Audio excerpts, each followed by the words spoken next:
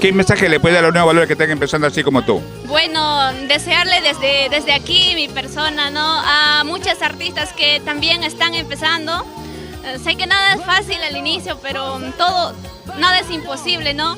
A seguir adelante, a seguir con más fuerza, con más ganas, para poder alcanzar nuestro éxito, lo que nos gusta, ¿no?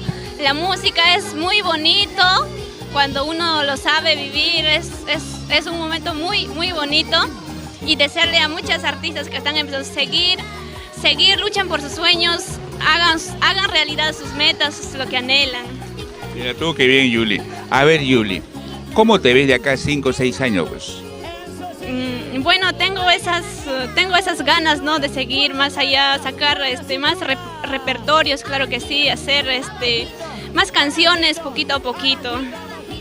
Mira tú, a ver, un mensaje para todos tus seguidores, pues.